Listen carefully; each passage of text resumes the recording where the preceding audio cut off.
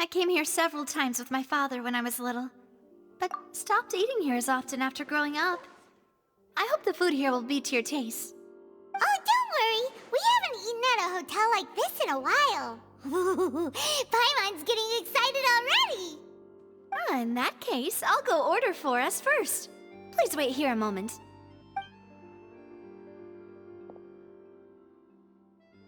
Ooh, everything looks so good. People in Fontaine sure know how to enjoy life. Why, of course. Go ahead, try whatever you like. If the food's good, I'll make a group reservation for the rest of Spina di Rosula next time. And if it's not? Well, then I'll still bring everyone. Albeit with only one dish per table. You, sure have your own way of doing things. Oh, we called this a farewell meal, but we could also treat it like a victory feast, right? We did just win that case after all.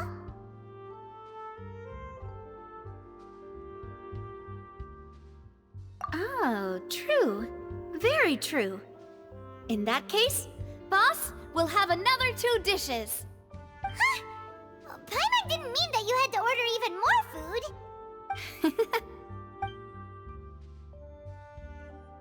Speaking of cases, do you think that the mastermind behind the serial disappearances will get caught soon now that this has all happened? Well, we've certainly taken a big step forward, but I feel that's about it. We know that there's an organization that means to dissolve these young women, but we still don't know what they are really after. If it hadn't happened right in front of us, Paimon wouldn't have ever believed that a person could be dissolved like that. Right? Yet it was because this was such a preposterous notion that the investigation could never really move forward before. Ugh. If only that guy could have finished speaking! We were so close to hearing who was behind it. In such investigations, even the smallest step can seem like a yawning chasm if the trail of clues is cut off. To be honest, I don't have high hopes for any follow-up that the authorities might conduct. It's not that I don't have faith in their ability, it's just that a different perspective is required in some matters. It's easy to guard against and deceive a single narrow perspective. A shift in thinking is required at such times in order to produce a breakthrough. Which is exactly why the Spina di Rosula exists. Those highfalutin folk are not all-knowing. That's why we exist. To seep into the cracks where filth falls through, where their watch fails them. That's the kind of problems we solve. Seems Paimon thought things were simpler than they actually are. It's all right. Well, this was supposed to be a farewell meal, so I doubt you have further interest in this business, right? Let's talk about something else. Like, what are your future plans? That's true. We didn't have a chance to speak to her after the trial ended. It didn't really seem like the right time or place to do it anyway. I see. So, your primary objective, which has been foiled so far, was to have a chat with the Hydro Archon. I've heard that there's a long line of people waiting to meet Lady Farina. I suspect you'll be waiting for quite a while, considering that you missed your chance today. Yeah, we've heard that she's super popular here in Fontaine, and that it'll be tough getting any of her time. Well, would you consider some more, unique ways? Perhaps even methods of, let's say, questionable legality? Guess that's Spina di Rosula's boss for you. Chock full of sketchy ideas. Well, what did you have in mind? Well, one way would be to infiltrate a performance troupe at the Opera House, only to abandon your act at the play's climax and ask to speak to her after the performance. I'm sure Lady Farina would be eager to see the ending, and would agree in order to finish watching the play, don't you think? Could you suggest something a little more practical? This plan seems pretty hard to pull off. We'd have to go learn how to act, and acting's really hard. All right, Here's another. Find a way to conceal yourselves under her bed. Then wake her up in the dead of night and demand answers. Don't let her go back to sleep until she answers all your questions. I can personally testify that this one works. When I'm sleepy, I'll do anything as long as I can finally get some sleep. That might work, but that's not really the problem. The problem is we don't want to get ourselves arrested. Ah, valid point. I overlooked that part. I was just thinking about leveraging a person's desire for sleep.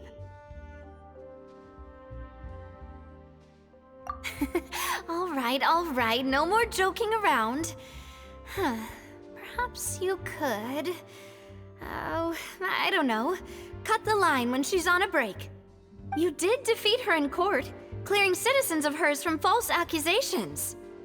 False accusations she had nearly upheld personally. I imagine that she feels quite ashamed about the whole thing. You mean that if we catch her while she's on a break, she might be too embarrassed to refuse? Oh, that does make some sense. Why don't we give it a try after this meal? You know, strike while the iron is hot and all. Huh? Paimon, did you drink my Fanta? Was this your drink?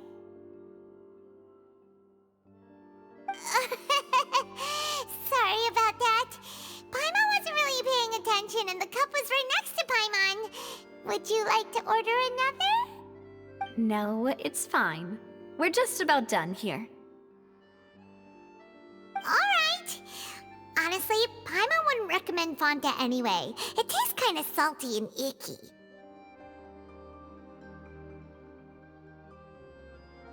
Is that so? Huh. Well, in that case, we'll have to blacklist the Fanta here then. If we're all finished eating, then I'll go pay. Yeah, we're stuffed. Thanks for the treat, Navia.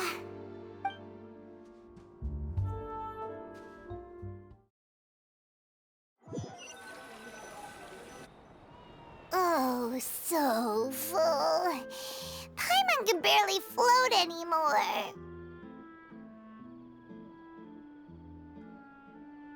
Nah, that would be so... normal. You know, like you. Okay. As for expenses this month, we're left with... Hey, Navia! What are you doing over there? Oh, nothing. It was just a meal, you know? Nothing the Spina di Rosula can't cover. Let's get ready to try to meet the Hydro Archon again. Bye, Navia! So this is goodbye, huh? Well, if you do encounter any other trouble in Fontaine, you're always welcome to contact the Spina di Rosula. I'll give your requests the highest priority. In any case, I wish you smooth sailing. I'll see you again, partner. See ya!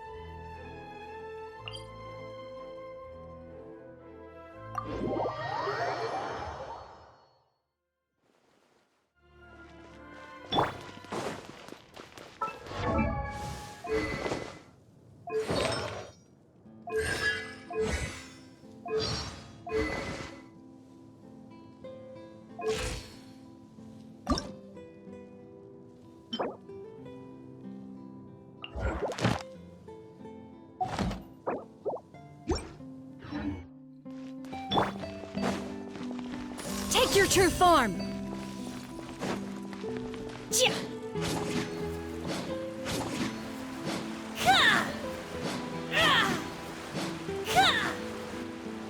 There aren't many people around anymore. Looks like that boat we took to Araneas might have been the last one. Vache. Looks like we're back here again. Huh? Traveler? Are you hearing voices again?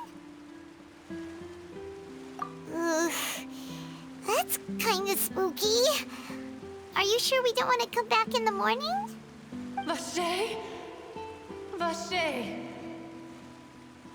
Hey, why are you still walking towards it? There might be something nasty in the water. Huh? Hang on. Paimon can kinda hear a voice. It's calling for Vache, right? Hey, Traveler? Stop walking! Come on, wake up!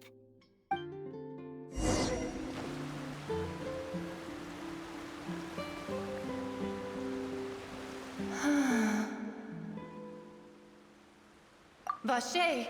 Are you... my dear Vache? No, wait. You seem to be someone else. Do you know Vache? Do you know where my love is?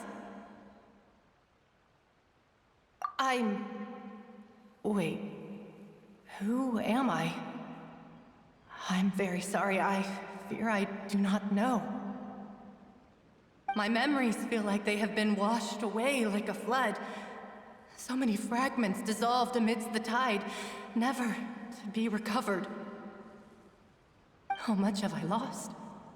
How many things that I once held dear while on land have I since forgotten? Yes, that is what I was once. But now, I am but the consciousness of one who is lost, therefore. I do not know how I came to be like this either. I only vaguely remember being covered in light blue water, and then all grew dim. I also remember going to many places. I loved adventure, loved exploring places of peril. No matter where I went, Vache would go with me. I knew how dearly he loved me, and I also loved him equally as much. But now, we can no longer go back. The pain of such parting, I never knew how heavy it could be. No, our reunion no longer has any meaning. There is no way for us to create any new memories.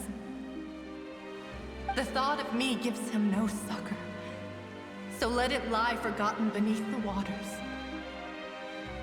If you meet Vache, tell him not to look for me. Tell him to move on. That is the only thing I still remember. Perhaps that is so. As I was submerged in the waters, losing consciousness, I saw Vache above the surface.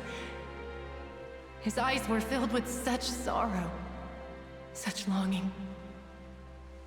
If only I could have comforted him, told him that I did not suffer. Indeed, I had felt a great warmth.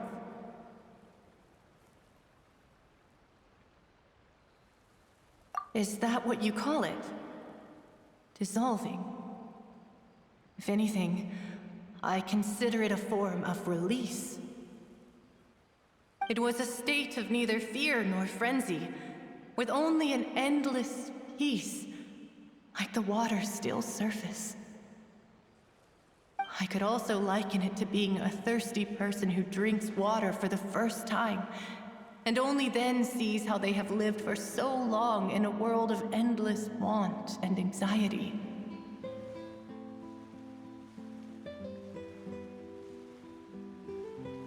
I think I hear your companion. It's time for you to go, I think. Farewell, then. I am glad that you were able to sense my presence. Remember, if you see Vache, tell him not to seek me out any longer.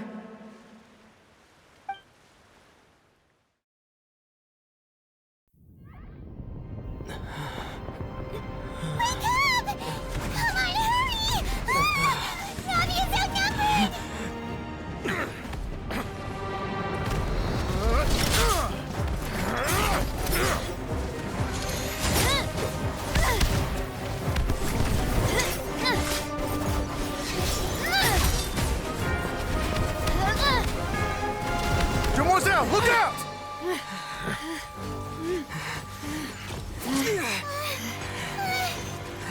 God.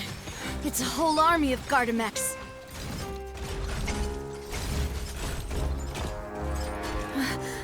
Chlorand?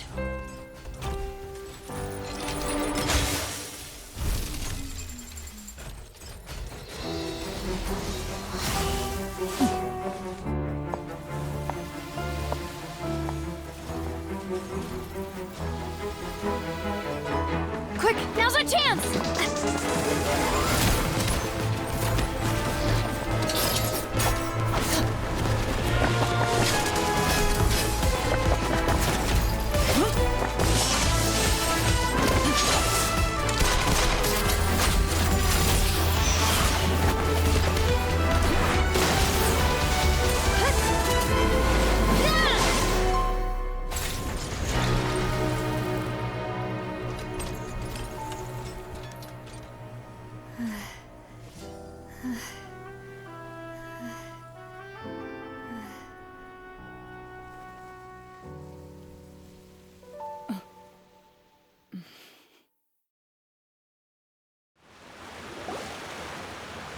I should thank you for lending us your sword there, Chlorand.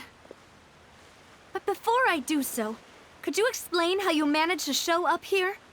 I followed you. It seemed to me that danger has followed you more closely as of late. I believe that following someone without their knowledge is actually called stalking, is it not? Mr. Callus's last wish was for me to ensure your safety, and I will not betray his trust. He would do the same, were he alive today. Do not speak of my father! Sorry, demoiselle. I was not strong enough. Thank you for your aid, Miss Clorand, but do keep an eye out for your manner of speech. I believe we all wish to avoid unnecessary emotional harm. Sorry, I did not consider your feelings.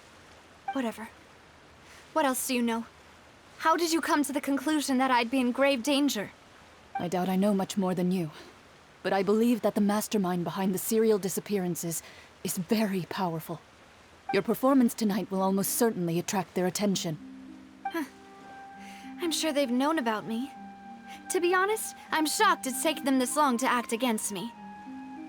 And what about these Gardamex? I thought only those associated with the Maison Gardiennage could control them. None of these mecha have serial numbers. I was sure to check a moment ago. They are not the ones used by the authorities to enforce the law. I can only conclude that some powerful or wealthy party must have obtained them via illegal means, deploying them as a private force of sorts. What? Your point being that they're out of Spina di Rosula's league, then? Yes. Be careful, and do not act rashly. I will continue investigating no matter what. We will bring the truth to light. That's my father's true last wish. Regardless, thank you for your help today, Clorand. But if you get any ideas, tell me first. I don't much appreciate being followed. I do not think that they'll strike again anytime soon. So I shall stop following you. Good day, all.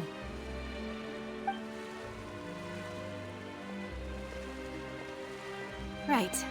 I suppose that's the best news we've gotten today. Demoiselle, I believe that Miss Clorand was being sincere with you. If we tried, we could attempt to thaw relations a little. I know, she's... Oh, thank goodness! Paimon thought we were done for! Those Gardamex came out of nowhere while you were unconscious, and Nadia and her gang saved us!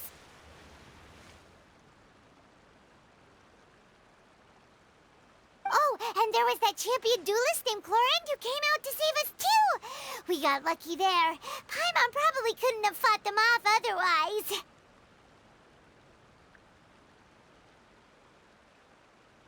Oh, come now. Forget all that polite talk.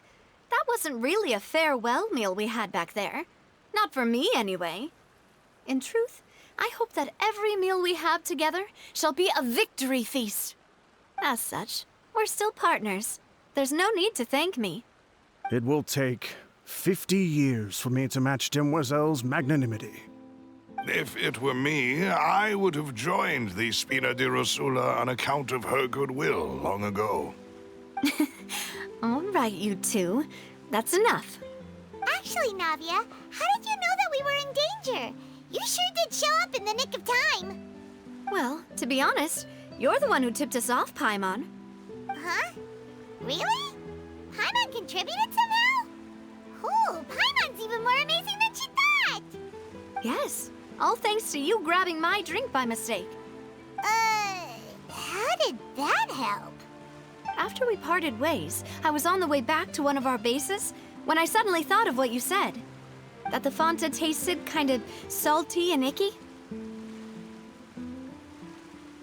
Fanta only comes in sweet flavors, so how could it have tasted salty? The color of the drink, if I recall, had also been a bit off. So the Fanta had been spiked with water from the primordial sea? Yes, so if you hadn't drunk that cup for me... Spina di Rosula is preparing the grandest of awards for you as we speak for saving the boss. Huh? Really?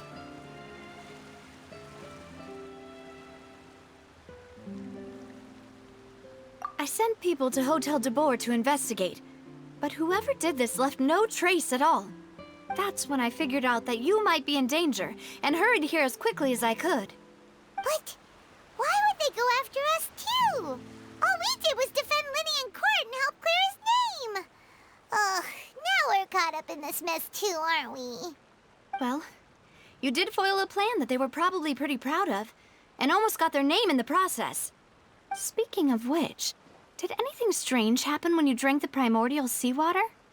Well, it can't be a coincidence that the traveler fainted just now. He said that he heard that voice calling for Vache again. Oh, and this time Paimon heard it too, but it was real faint. Does this situation have to do with the primordial seawater then? Does that mean the primordial seawater raises someone's sensitivity to hydro when it's used on people who are not from Fontaine?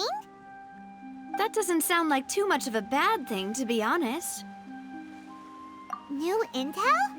While you were out cold? Well, let's hear it, shall we?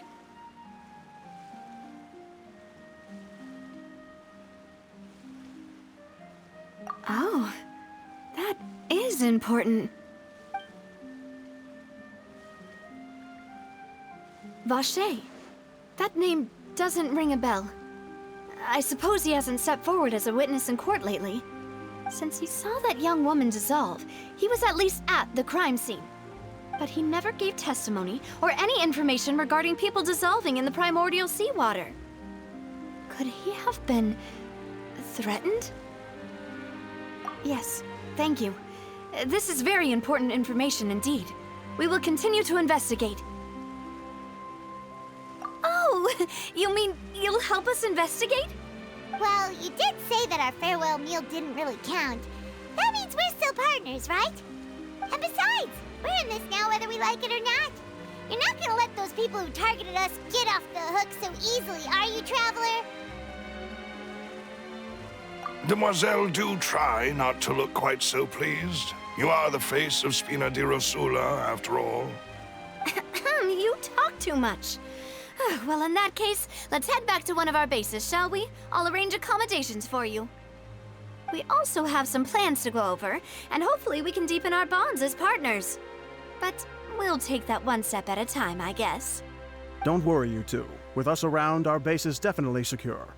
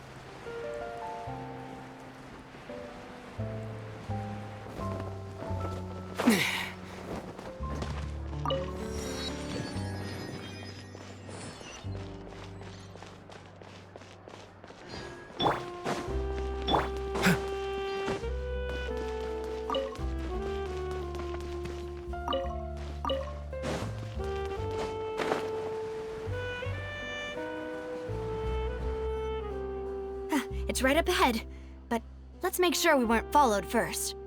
I've been keeping watch, Demoiselle. I haven't spotted anyone suspicious thus far. Very good. But let's not let our guard down for now. I shall find rooms for our respected guests. Thank you, Malus. Now, let's continue, Traveler.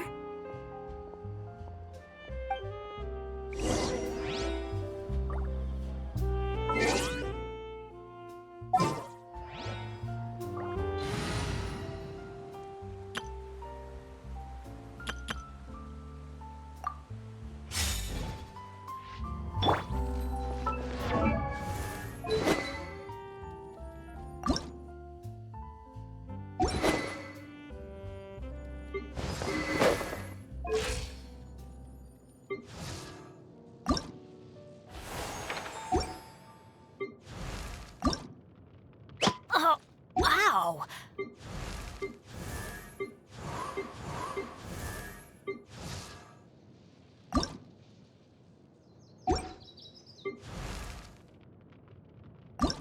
These bombs, so heavy.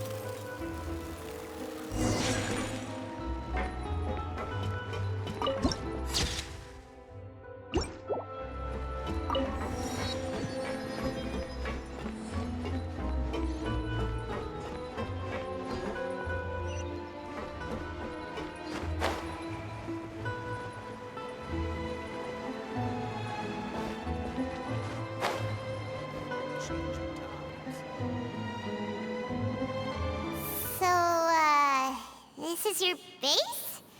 It's not quite what Paimon imagined. Your accommodations have been arranged. Under the present circumstances, I can confidently say it's the best we have.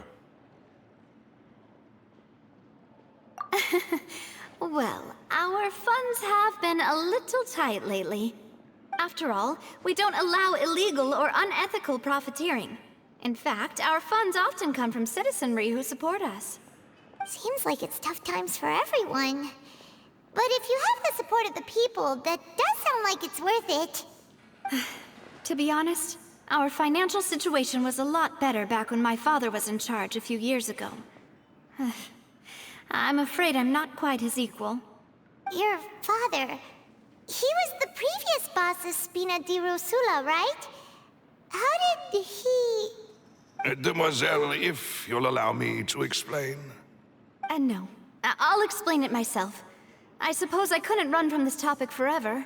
And as partners, this is something I hope they can understand. My father's name is Callus. Yes, the same one they call Callus the Unfaithful in the streets. 3 years ago, he was accused of murdering his own friend. But he chose a duel to defend his honor instead of standing trial. He died in the duelist's ring. Oh no. But I do not believe my father was a murderer. I'm sure he was set up.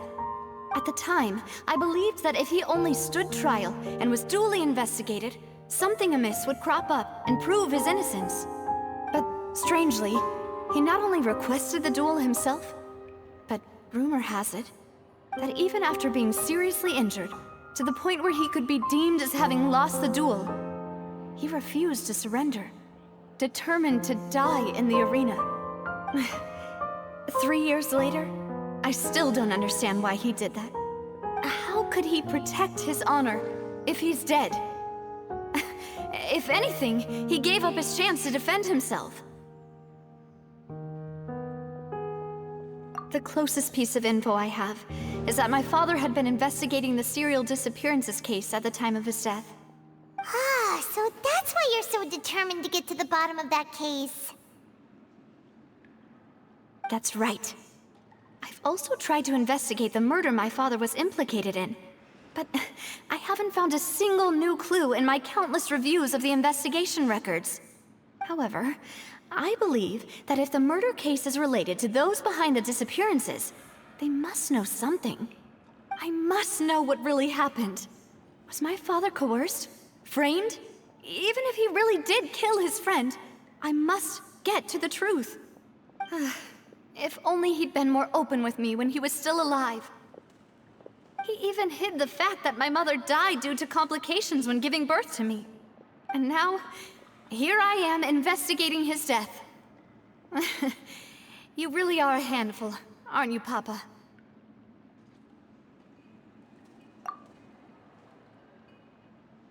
Demoiselle, please, if there is anything I can do, anything at all. I also will never believe that Master Callus murdered anyone. There are none whom I respect more than the two of you, Demoiselle. Master Callus did so much good in life, yet all it took was one murder case for him to be dubbed Callus the Unfaithful. Even our supporters decreased greatly due to that incident, hence our strained finances at present. Wait, if Callus was such a good man, wouldn't people at least be a little suspicious when he was accused? No. Perhaps people just revel in that kind of drama. It's not something exclusive to people from Fontaine, really. Everyone's like that. People love watching the evil turn over a new leaf, but they also enjoy watching good people fall into an abyss from one slip-up just as much. But how could... never mind. If Callus was really falsely accused, we have to find the truth. He didn't deserve to have that happen to him. There is one other thing. Master Callus's opponent in the duel was Ms. Clorand. Oh, her? Well, then, isn't that as good as saying that she was the one who killed him? Yeah, that's not the sort of thing that you can just let go and move on from. Miss Clorand has always placed great emphasis on the honorable nature of the duel. If her opponent doesn't yield, she will not stop either. She knew Master Callus beforehand and greatly respected him, but seeing how he was resolute in the arena, there was only ever one choice she could have made. It's not that I don't understand her at all, but I just can't deal with this yet. Don't worry, Navia. Paimon knows how you feel. You don't have to force yourself to do that. Afterward, Miss Clorand told us that at the start of the duel, Master Callus requested that she ensure Demoiselle Navia's safety.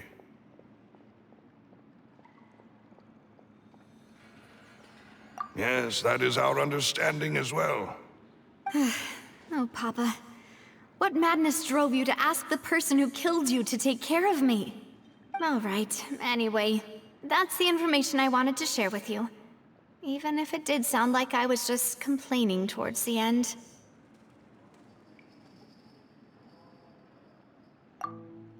Thanks. You two should go and rest. This was quite a day after all. Yeah, Paimon's beat. Please, relax and get some sleep. We will ensure you rest soundly.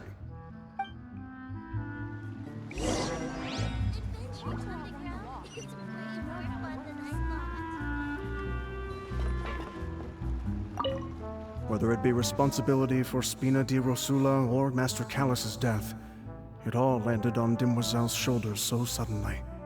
This won't do. I must become stronger.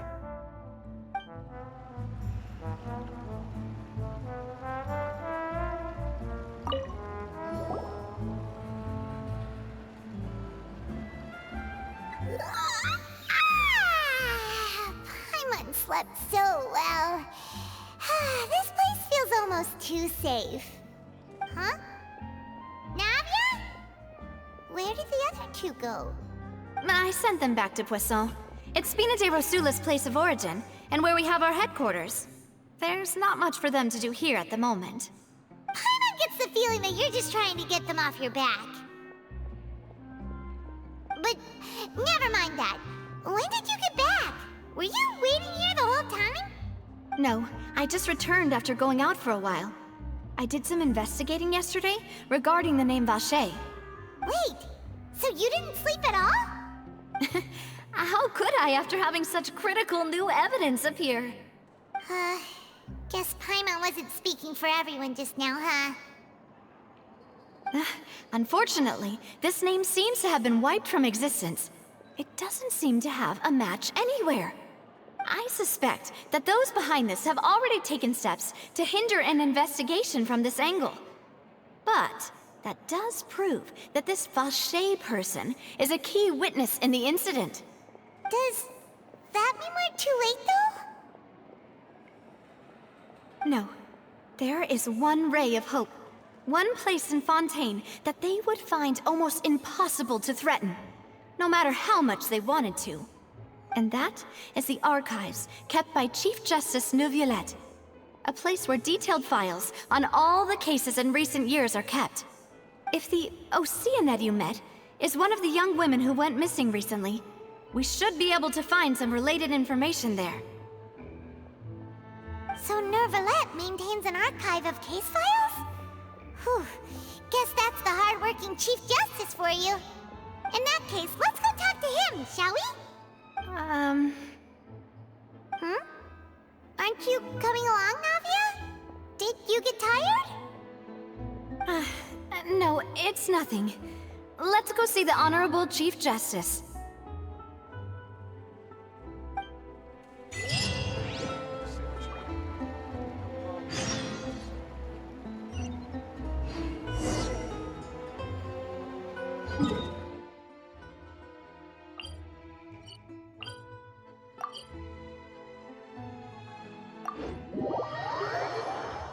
The Palais is right up ahead.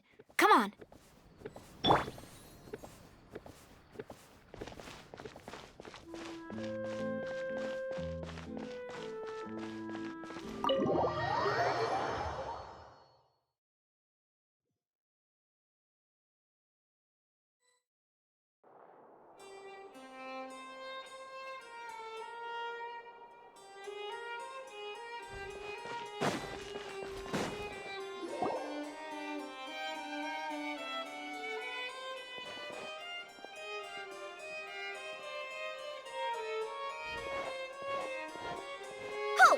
Please state your business here. The Chief Justice is presently occupied with official matters.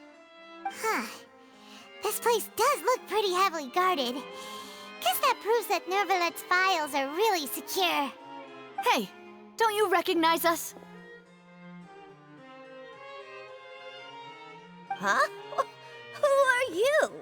Just to be clear, I don't care who you are or who you might be related to. Our rules make no exceptions. See? They've got great discipline, too. Yep. Paimon can tell. If you're here just to crack jokes, I can point you towards the exit. Unlike some, we're busy, so please leave if you don't have a reason to be here. No. What I meant to say is, shouldn't you remember us from a few days ago? We were at the trial of the great magician Linny. Oh, yes, I remember. I read about it in the Steambird. You must be Linny's attorneys. It's all coming back to me now. We're here today to report and archive some information on a follow-up case. Huh. Is that even a thing? Of course. Don't worry. We're here on official business. You can trust us. All right then, I'll let you through. The Chief Justice is just inside. Thanks so much. The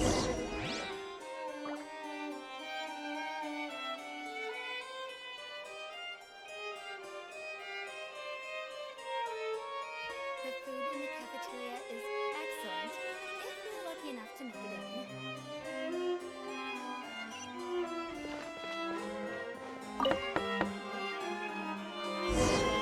Please come in.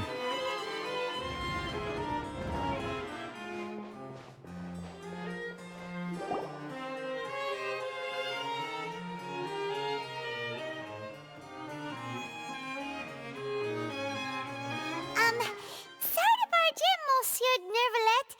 We only lied to get in because we didn't know any other way. It's all right. Please let me know how I may be of assistance to you. So you're not mad at us? We're looking for a man called Vache. He may have been an eyewitness in the serial disappearances case. If we can find him, we may be able to unearth some key information on the case. Ah, I see. In that case, please wait here a moment while I browse through the files.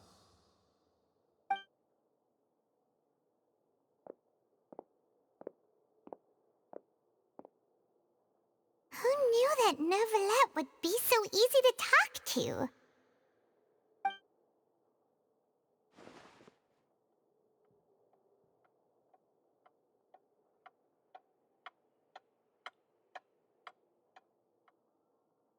Unfortunately, I'm quite certain that no one by the name of Vache has been involved in any case, criminal or civil, in the past several years.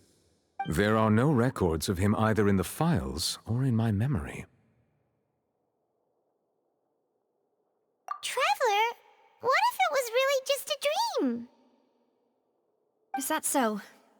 All right then. Thank you so much, Monsieur Neuvillette. We'll take our leave now.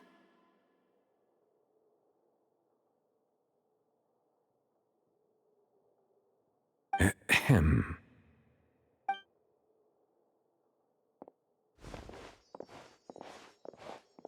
Miss Navia, I can understand how you feel.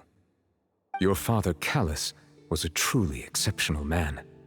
We deeply regret his passing.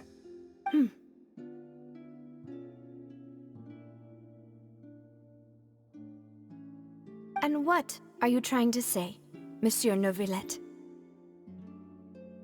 Are you trying to console me? Extend your sympathy? Or just express some tendril of regret? No. You are not trying to do any of that. I can hear it in your voice.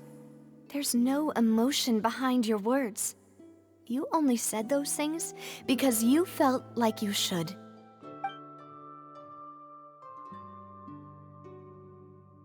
It's just like last time. After my father took his place in the duelist ring, I pushed through the guards to talk to you as a last resort.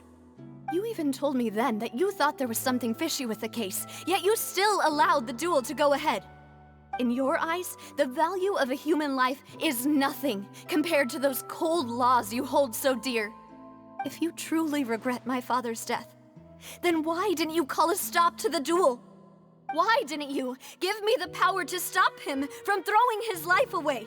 Why did you just let him die, despised and hated by all? Everything was hanging on a thread at that moment. Just the tiniest effort could have changed everything. There are still so many things I never got to tell him. So many questions he still owes me answers to. If you really have no heart, then just look me in the eyes.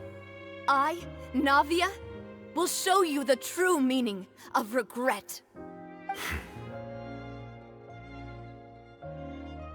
I'm sorry, Miss Navia. You and my father are truly alike. You keep all kinds of things in your heart and never say a word to anyone. It's not so much that you can't feel, but that you would never express anything. Oh well. In any case, everyone already knows full well the apathy of the Chief Justice. My apologies for taking my emotions out on you, Monsieur Chief Justice. Let's go, Traveler and Paimon.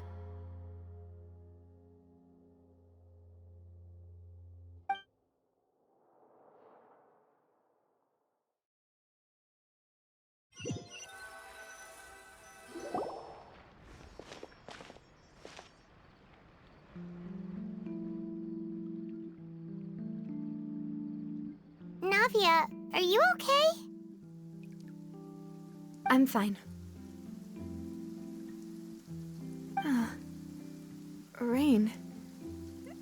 It's raining. You're right. Wasn't it still sunny when we went into the building? And there shouldn't be any active trials today. How strange. Now that I think of it, on the day my father was convicted of murder, it was also raining. What is it? Did you think of something? Yeah, he was outside. It was uncovered and the rain could fall there. Why? Do you think the rain could have affected the crime scene? That thought has occurred to us before. We've even expanded the search area to try to account for that, but didn't find anything of value. Oh? Wait. You don't mean... So you're saying that the true murderer could have been turned into water and then got washed away with the rain? Yeah, and if that's what had happened, then no one would have believed your dad, even if he explained what he saw to the authorities.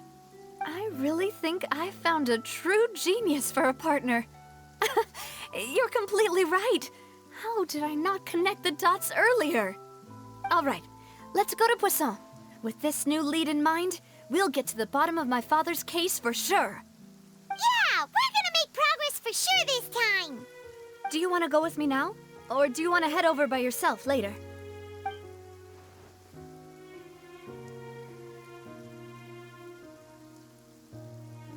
Great. Let's go then.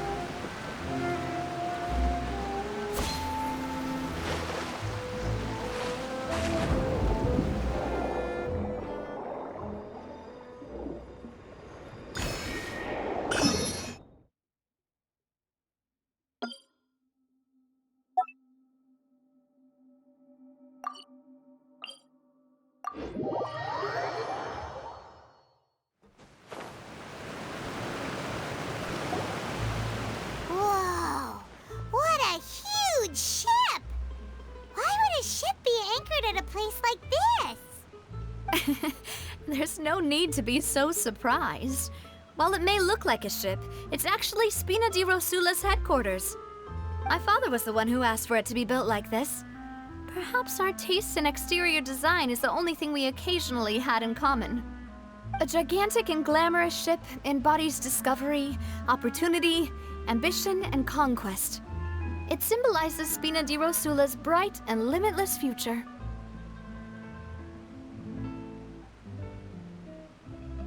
And Paimon thought you were bluffing when you said Spina di Rosula had a glorious past. Paimon was confused why a group with such a history would live in the sewers. But now that Paimon has seen this ship for herself, she's been convinced. Well, Poisson is where Spina di Rosula began, after all. It's our main base, our home.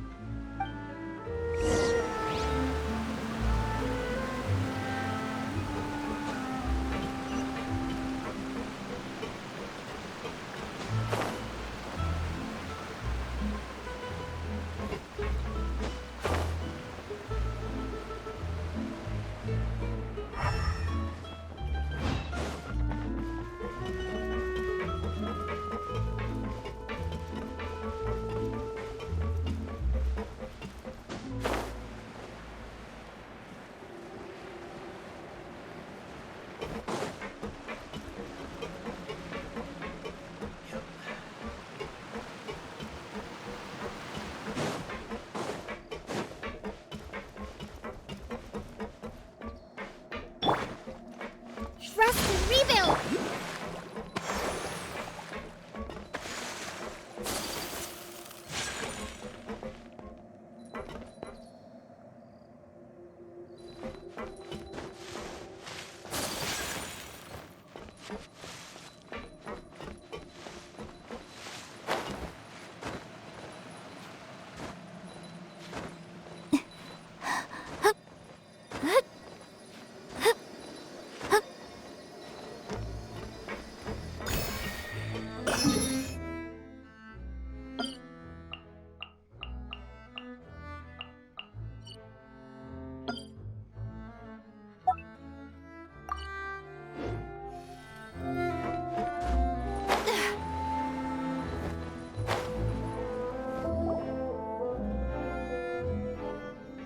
Maloose, we're back!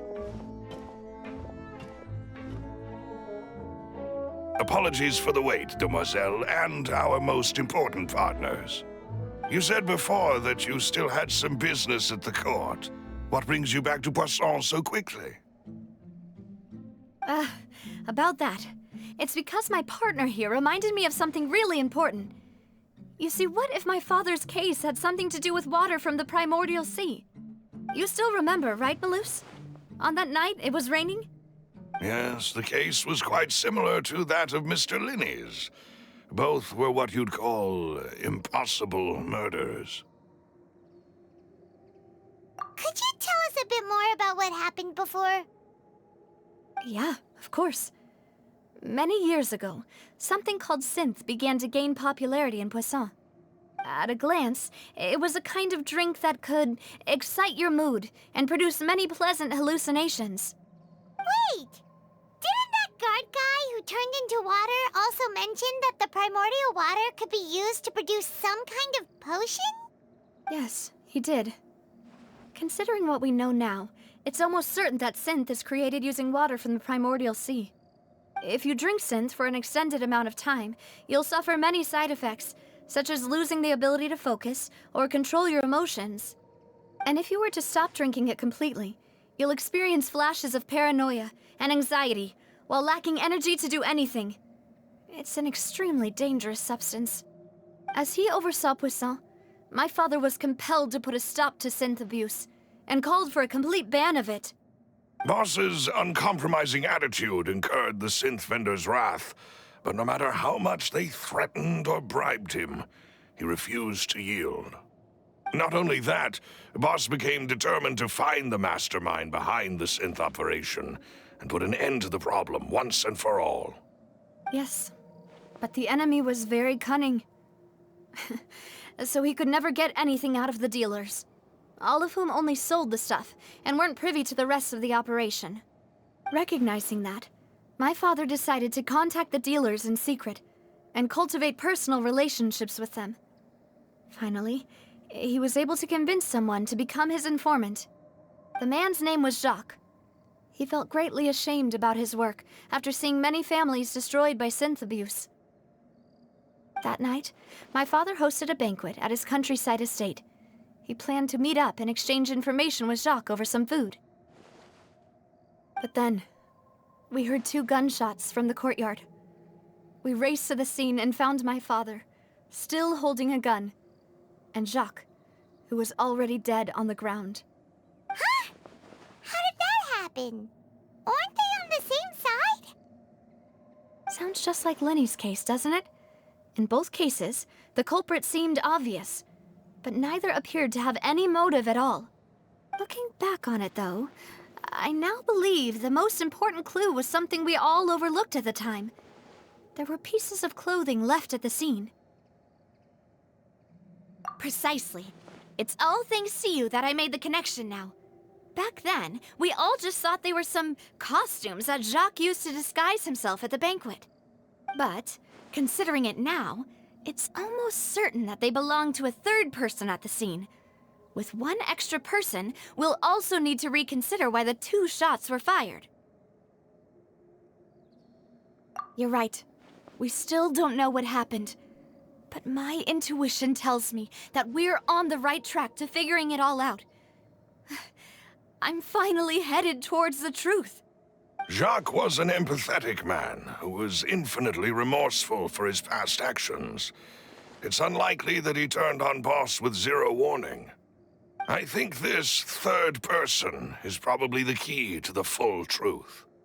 On that note, however, even though this will not please you, demoiselle, as your and your father's butler, I must still offer a word of warning. Our opponent is insidious and cruel. They are extremely difficult to deal with, and Boss has already lost his life trying to bring them to justice. Even though Spina de Rosula has lost most of its former glory, Poisson has welcomed a new time of peace, and we have been allowed to live out our lives. There is no need to follow your father's path. It would be both wise and in line with Boss's wishes to step back and give up on the case. If that's indeed what he wished for, then he should have told me that himself. Was I not the closest person to him? And yet, I was the one most kept in the dark.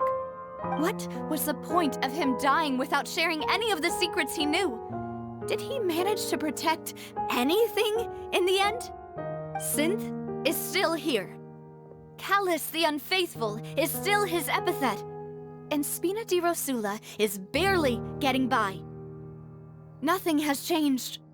Did he think I'd just accept his meaningless death and live out my life just as meaninglessly? I've never accepted that, ever. Not since that day, and certainly not now.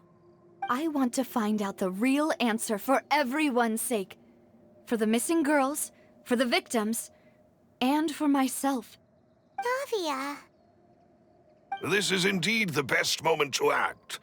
Your partner appears to be quite reliable, and more importantly, demoiselle, I think you're also ready to take this on. So you do know something else, Malus? Yes, I do. In fact, even before that banquet, Boss already knew of the connection between Synth and the serial disappearances case. But what drove all the tensions to the boiling point was the revelation that you, demoiselle, had been selected as the next target to disappear. What? Boss also didn't tell you that he had been diagnosed with a rare illness. The doctors told him that he had no more than 5 years left to live. And the serial disappearances case caused him great anxiety. 5 years was nowhere near enough time to resolve this long-standing conflict. But once he passed away, all the danger would pass on to you. Knowing all of this, he decided to use one final intimidation tactic before his death. He claimed to have already gotten his hands on some key incriminating evidence for the other side, and even told some members of Spina di Rosula about the details. But as long as you remained safe, he would not share the evidence with the public. If something were to happen to you, then he and all those he told would immediately expose all they knew about Synth and the disappeared victims. Right, so nobody would be able to get off scot-free. As we've seen, Boss's tactic has worked. Even though Boss has been gone for a long time, the other side has not tried to take Demoiselle's life. No, I don't believe it. He never appeared to look sick to me. No father wants their daughter to see them weak and haggard, especially someone as proud as Boss. To him, dying in a duel and suffering lasting dishonor as the unfaithful was still far preferable than losing face in front of his daughter. So he chose to die in silence, so that he could protect me. I'm afraid you're not understanding this correctly, Demoiselle. What Boss wanted to hand to you was not a parasol, but a sword. If Boss's spirit could hear you telling me that you want to find the answer for the sake of everyone involved, I'm sure he'd be extremely proud. That fool. Couldn't he have just given it to me straight? No. He might have set up everything precisely because he never thought I'd be able to understand him. Is that the amount of confidence he had in me? And what if I was never able to make it to where I am now? Yeah. I suppose that's true. With the way he'd set things up, if I had wanted, I could have just lived out my life without a care in the world. But thankfully, he rarely talked to me about complex matters, and thus understood little of me as a person. In this case, he really didn't need to give me an easy way out. Malus, what was the key evidence that he shared with you? It's the location where Synth is produced. Essentially, it's the enemy's headquarters. When he was threatening the enemy, Boss didn't share the specifics of the incriminating evidence he found. But if you want to use it against the enemy, you'll still have to take several things into consideration. Why? If we know where the place is, can't we just go storming in? You mustn't forget that we're fighting against a mysterious and dangerous organization that's been in operation for decades. There's no telling what might be lying in wait at their headquarters. We also have no idea what kind of evidence we may be able to find inside, nor what people we may be able to capture. But a single visit to their headquarters would be tantamount to a formal declaration of war. The worst case would be that we leave empty-handed, but also open ourselves up to full retaliation. Then, in that case, why not work with the Fontaine authorities? Well, you saw one of them dissolve during Mr. Linney's case. We have no idea just how thoroughly they may have been infiltrated. Huh. That's true. Seems my father really had no choice.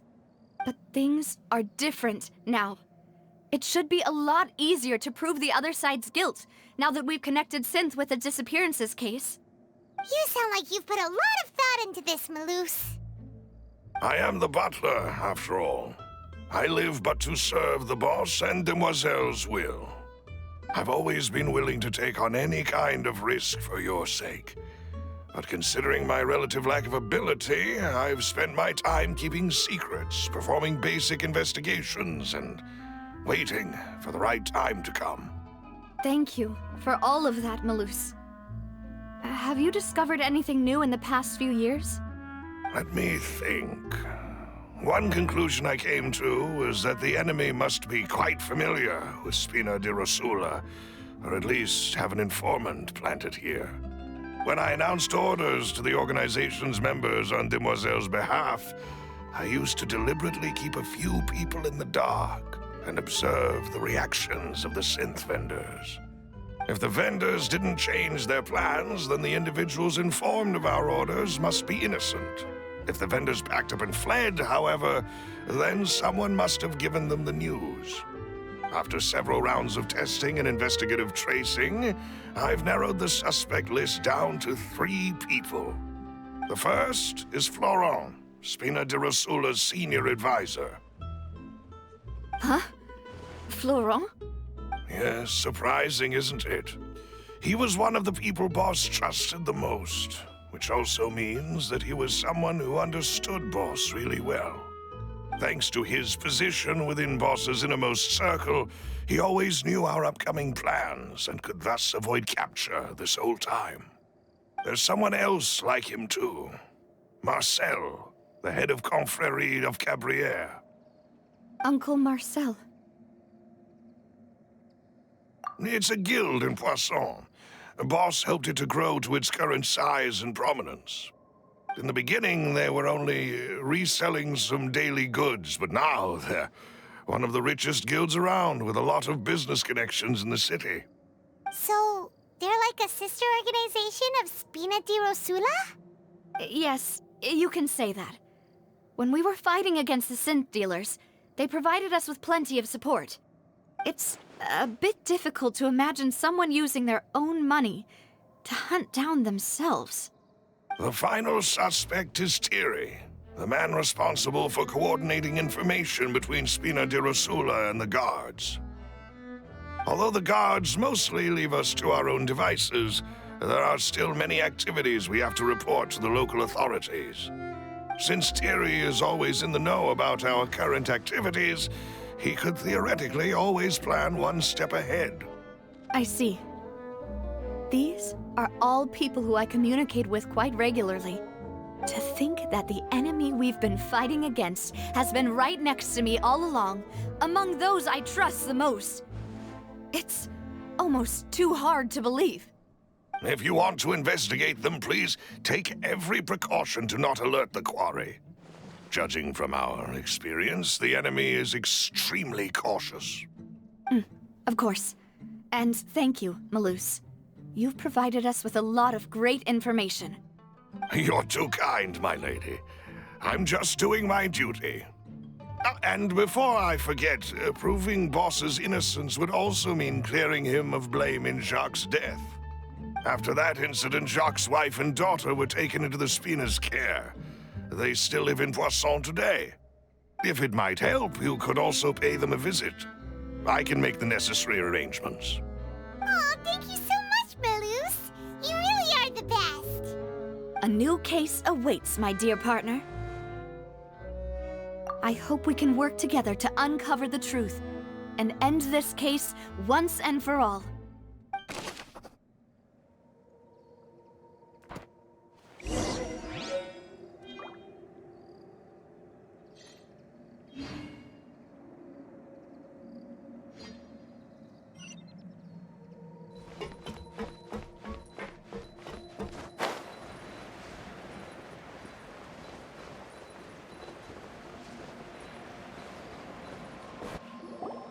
It is settled, then. Please excuse me, and enjoy your conversation at your leisure. Thank you for arranging everything for us, Malus. Excuse me, miss. Do you need anything from us? Oh, Hey, Navia's all quiet. This isn't like her at all. I'm sorry that I only came to visit after all this time. After what happened, I didn't know how I was supposed to face the two of you. Ah, if it's about that, there's no need to apologize.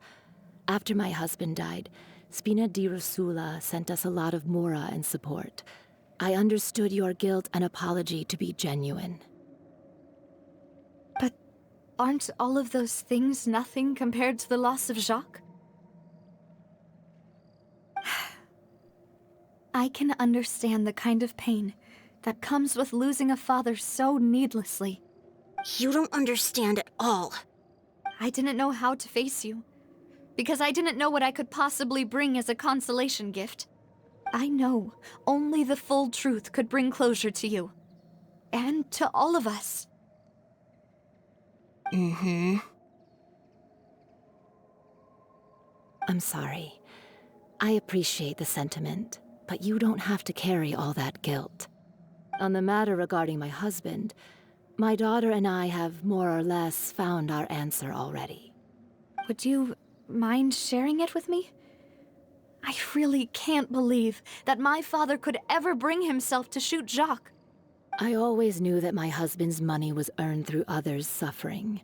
He told me countless times that if he could turn back the clock, he would never go into the synth business again. He had many regrets, and felt that he took the idea of providing for his family too literally. For the longest time, he thought Mora was everything. So when Mr. Callis came to him with a proposal, he accepted it almost immediately. He tried to be as careful as he could, but even so, he was still found out by the higher-ups. They found out about his betrayal? Papa didn't say that exactly, but Papa did tell me that I should never be ungrateful. Before he left that day, he told me that he had no choice. It was only later that I realized it was his final farewell to the two of us.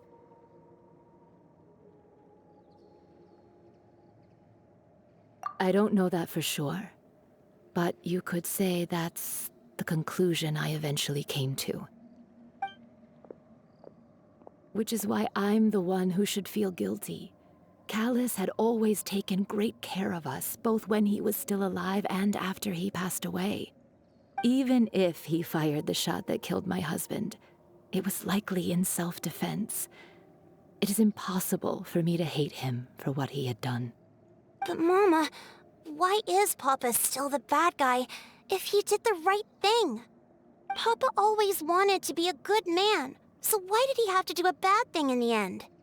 Well, things aren't always as they seem. You still feel like your papa was a good man, right? Yeah, Papa was a really good man. The best in the whole world. Then you should hold on to that. If a good man had to do a bad thing, then he must have had his reasons. Regardless of whether he left you a parasol or a sword. He must have done so to give you a better life. Oh. Thank you for everything you've told me. I will definitely find the truth. The current state of things is not something I'm willing to just sit back and accept. Thank you. I'm very grateful to hear this from you. Even though your personality is quite different from your father's, your determination when you speak is really similar. You really think so? That's the first time anyone said that to me.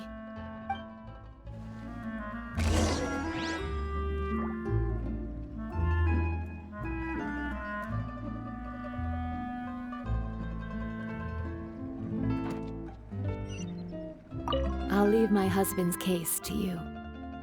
Thank you, Miss Spina, and Miss Spina's friend. Are you okay, Navia? I'm fine. Don't worry. Let's investigate the 3 suspects next.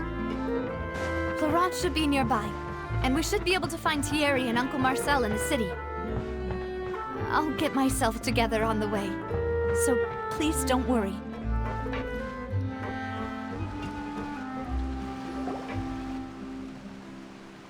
Greetings, boss. How may I be of assistance today? I'm sure you've heard about what happened at the Opera House. Someone got turned into water right in front of us. Yeah, I've heard. With something that dramatic, I'm sure journalists will milk it for all it's worth. And it'll be all the talk for the next several weeks. It also reminded me, on the day that the incident happened with my father, it was raining outside, and we found some clothes left at the scene. After my partner here put the dots together for me, I feel like we should try to reopen his case. Can you do me a favor and try to recall what happened that night? Let me think. Mr. Callus was feeling pretty upbeat that day. So he was drinking and bantering away with us at the table. After that, he told us that he wanted to go get some fresh air. So we let him go without thinking much of it. Who knew that we would hear 2 gunshots ring out right after?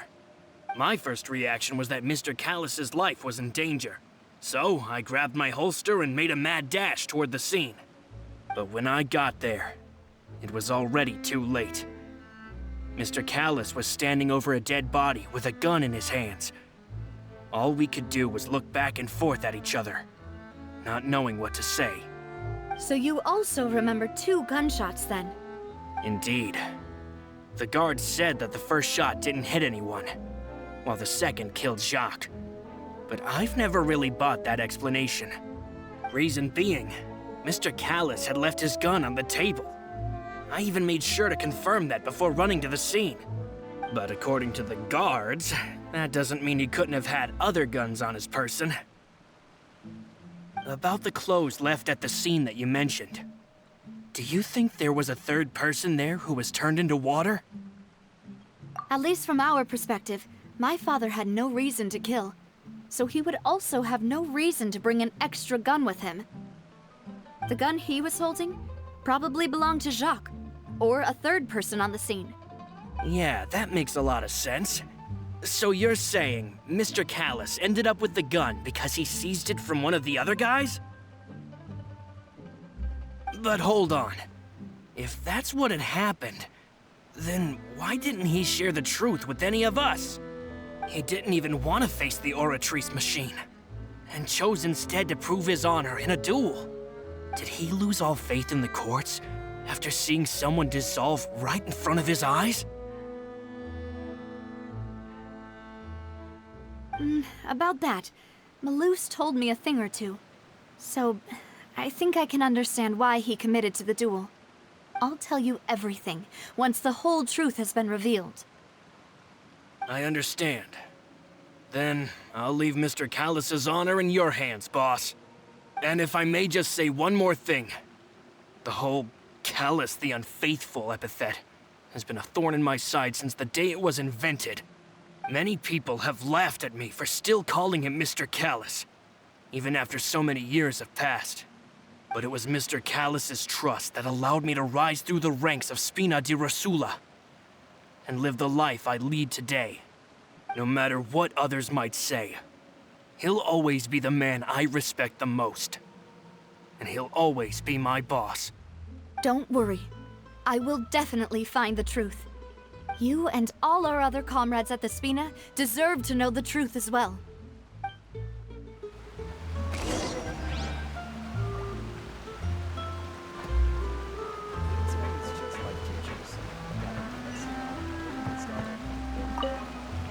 My apologies, boss, for that last sentimental bit. It's just, many years have passed while I've held my tongue. It's not often that I get to share my true feelings with others.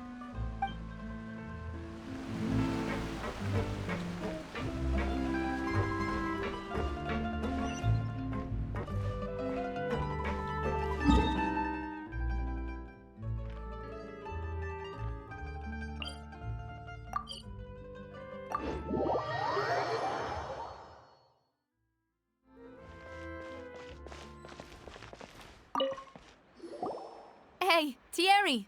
It's me! Oh, now, what brings you here, Miss Navia? I've heard that you made quite the name for yourself at the Opera House. Oh, so you've caught news of that already. Oh, okay. Hey, I'm also a member of the Guards, you know. The way you make it sound, people would think I was sent off to Poisson because I had done something wrong. Are you sure there isn't a little bit of truth in that? Under normal circumstances, shouldn't you have been called back to the city already? I mean, where I work is really up to me. Let's just say I enjoy the ambiance of Poisson. Callus did a fantastic job running the town. building Spina di Rosula from the ground up and clearing many obstructions in my way. It would be next to impossible for me to find a similarly easy but high-paying job in the city. Anyway, enough chit-chat. Are these two friends of yours? You, here for some formal business? Yes. These two are my partners. What happened at the Opera House made us realize that Linny's case and my father's may be related. We're trying to reinvestigate the details of my father's old case. Ah, I get it. You think there might be more to the case now that we know people can be dissolved into water, right? I was also flabbergasted when I first heard of it. If you want to go through the original files from your father's case, I can help you look for them. That'd be much appreciated. Thank you. Actually, I have another question. Do you have the authority to dispatch Gardamex? Of course. Without them, I couldn't possibly handle Poisson on my own. Why do you ask? We definitely can't use them to forcefully get more evidence for your father's case. Well, you see, just recently, we were attacked by a horde of unnumbered Gardamex in the city. So, if you hypothetically wanted to do something against me, all you would need to do is get rid of the mecha serial numbers and send them after me. Then you think too highly of my abilities. Dispatching mecha is very different from controlling them. If I had to make an analogy, when you order a dish, the chef will make it for you. You can ask the chef to cook, but not to massage your shoulders or carry your baggage. If you try to make unreasonable demands, the chef would just think you're out of your mind and ignore you completely. The same goes for me and my Gardamex. Removing a serial number is also not as easy as you might think. There are a lot of complex steps to it, and it's almost impossible to keep it a secret. So I can promise you, those mecha were definitely private units. They're certainly not cheap. So, whoever their owner is must be super rich, powerful, or both. Now that you mention it, though, being in the synth business would definitely be profitable enough to afford this. Oh, then you're officially in the clear, Thierry. Oh, well, thank you for the vote of confidence, Navia. Jokes aside, I'd like to wish you all the best with your investigation. I'll be staying in the city for a little while, so just come find me if you need any support from the guards.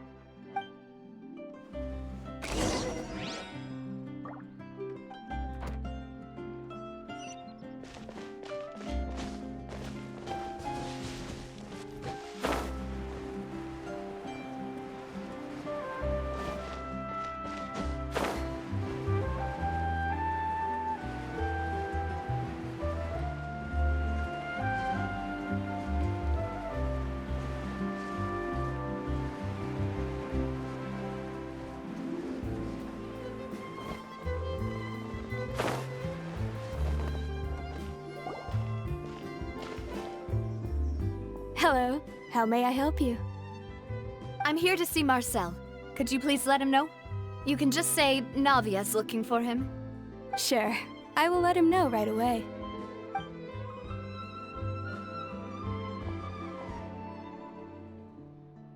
Navia, hello. Sorry to keep you waiting. I'm not as young as I used to be, so my legs are giving out a bit. Oh, it's all right, Uncle Marcel. There's no need to stress. I just wanted to talk to you briefly about what happened in the Opera House. I'm sure you saw everything too, right? Yes, I've never seen anything so strange.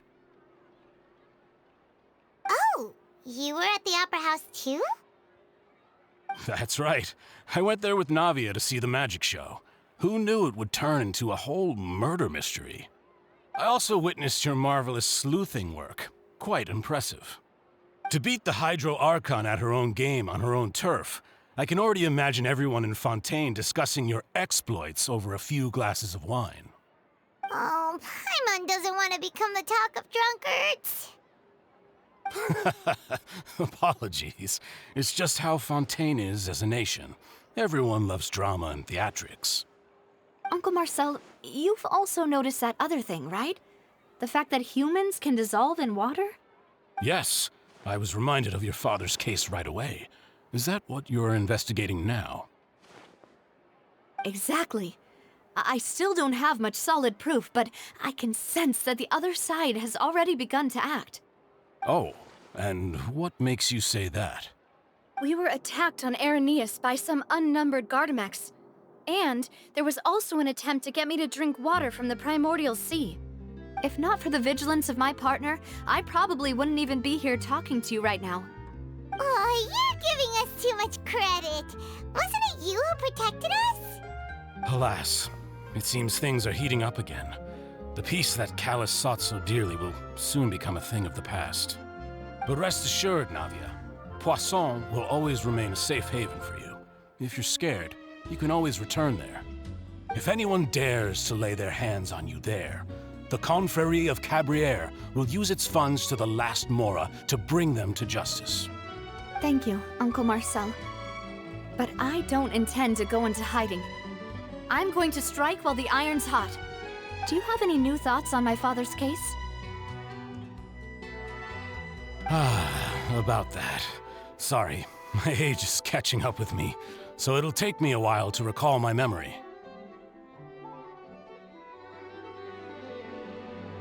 The Confrérie was responsible for that banquet, so I was out and about the whole time making sure things were running smoothly. I didn't even have the time to drink with the guests. Then I heard the sound of a gunshot, and the rest was history. Oh, it's okay. No need to push yourself. We'll ask around some more, see if there are any valuable clues elsewhere. Sounds good. Just let me know if you ever need Mora. All my wealth comes from Callus's patronage and support. I'll spend however much it takes to clear his name.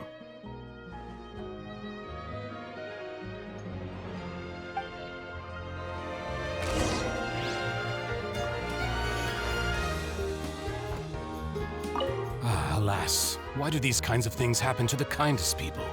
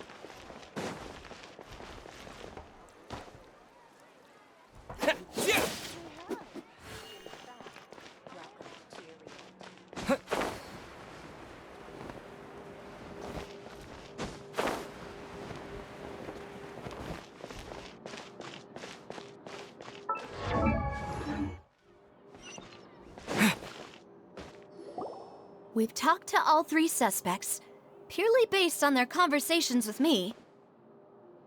None of them sounded particularly suspicious. I suppose that's to be expected, though. If a single conversation's all that's needed to find them out, then my father wouldn't have needed to investigate the case for so many years. Anyway, even though we didn't make a breakthrough, let's still compile what we were able to find. But where should we start? Ah, you're right! Flora mentioned that Callus probably only ended up with the gun because of circumstance. That makes sense. According to Jacques' family members, he already told them that he had been discovered, and that he had no choice before he left home that day. If I had to guess, he probably received an order from the synth boss to kill my father. Had he refused, he and his family's lives would have been forfeit. So, Jacques fired the first shot?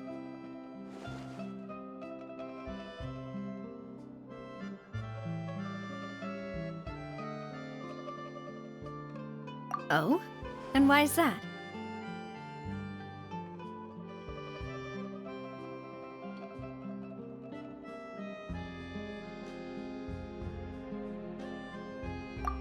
Oh, that's a good point. Jacques probably already knew that he was just being used as a tool for murder. And once he had completed his mission, he'd be of no more use to his boss. Huh. So, what would make more sense from his perspective would be to turn his back on the Order and seek protection from my father.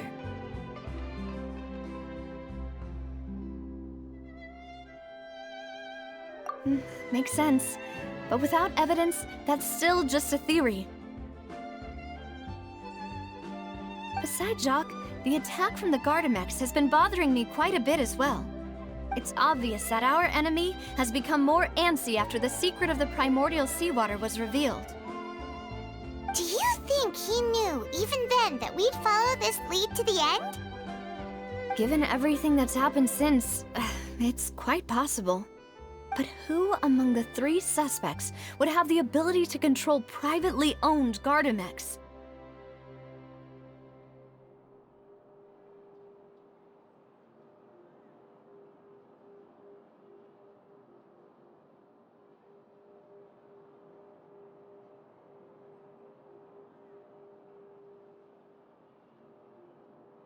Uncle Marcel? My father did really trust him. And they worked together on a large number of projects. Maybe that's how he got to know Jacques. And with funds from the Confrérie, he could also afford a large number of Gardamex. It's still really hard for me to imagine, though. After all, Uncle Marcel has been around since I was just a child. Also, wouldn't this mean he has been spending a whole lot of mora and energy to fight his own synth business?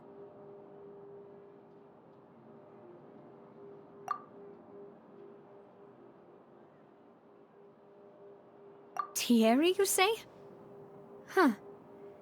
It is possible that he's figured out a way to convert the Gardamex for personal use. But I didn't feel like he was lying when he was talking to us about the mecha. I also don't think he'd be able to keep that kind of tampering under wraps. Yeah, had he actually tampered with the mecha, we'd be able to prove it with a simple check of the guard's inventory. If the mecha were taken from the guards, it should be pretty easy to find out when and how that happened.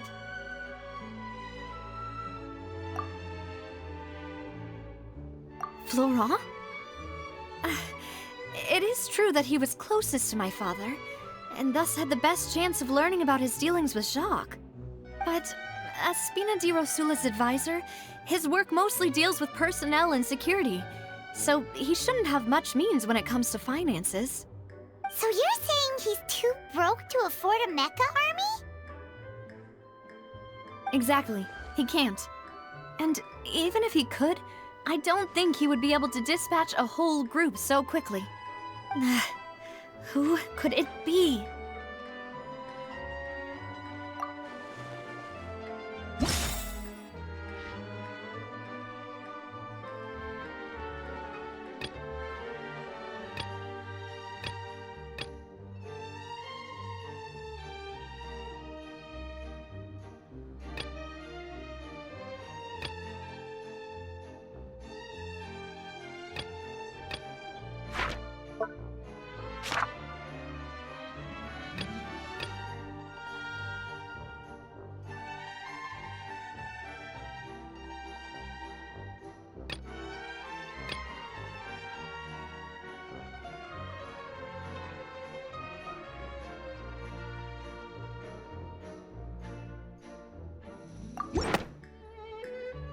You know, if you think everything through, Uncle Marcel is indeed the most suspicious of them all.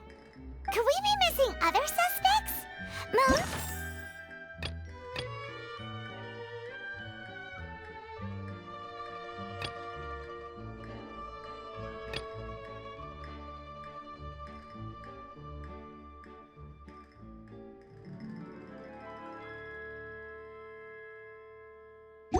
Didn't know about the people turning into water thing when he narrowed it down to these 3, did he?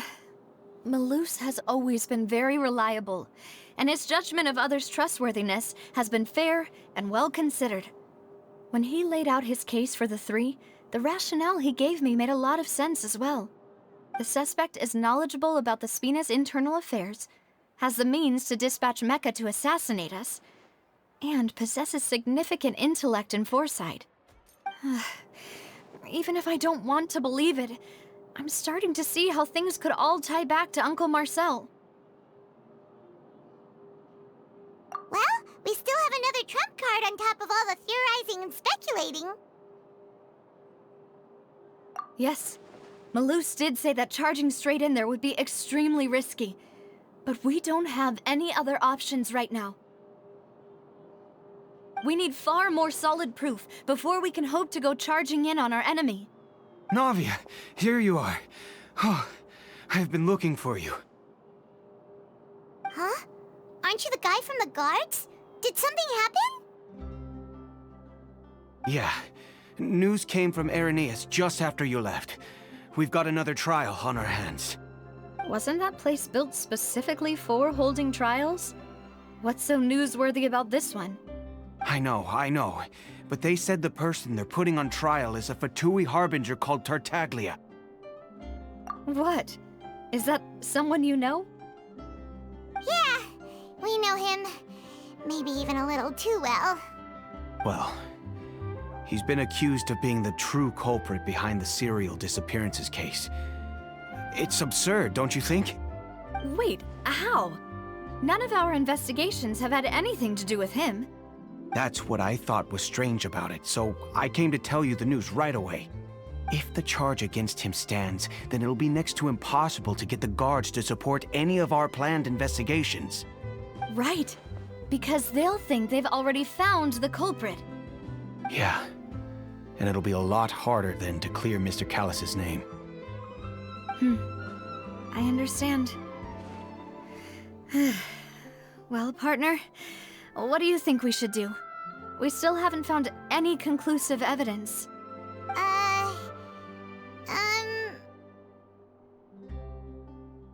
Huh? Split up? What do you mean?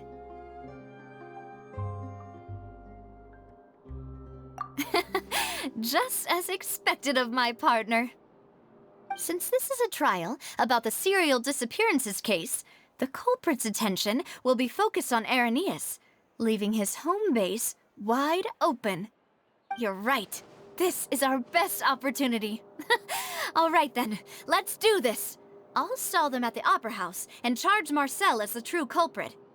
I won't have any chance of making that charge stick, though, unless we find more evidence.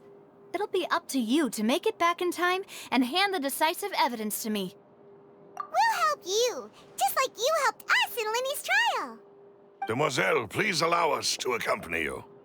I'm ready. Ah, Malus, Silver. When did you two get here? We heard that you'll be leaving Poisson and figured that you might require our assistance. It's our hope that your confidence will be bolstered with the two of us by your side. Thank you so much. Then, let's make haste for Irenaeus. Paimon, Traveler, I'll see you at the Opera House. See you then!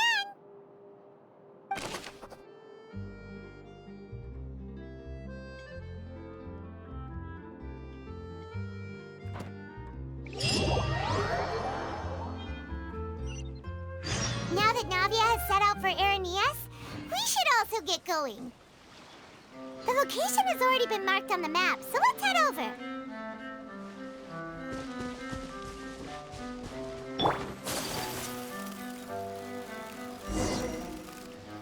Huh. According to Malus's info, the synth production base is underwater. Let's go and try to find the entrance.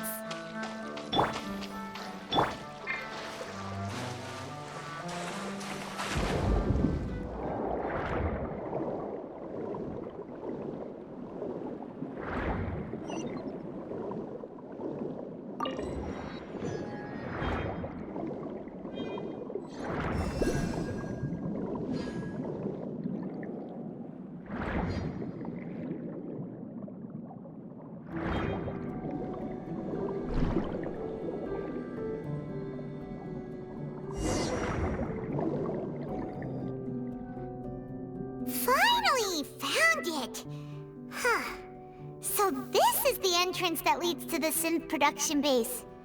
It sure doesn't seem out of the ordinary at all. Ah, you're right.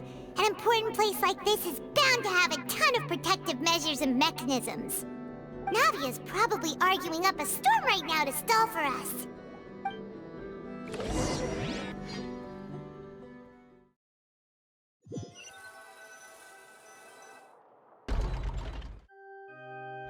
It would appear that I must repeat my question again, Mr. Tartaglia. Do you accept the charge that you are the true culprit behind the serial disappearances case? To be perfectly honest, I don't understand your country's complicated court system, or the reason why I'm being charged with something I've never even heard of. However, I did hear that people who have been charged can choose to participate in a duel to clear their name.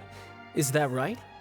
In which case, as long as I accept the charge, I can have an all-out fight with that champion duelist Clorend, right?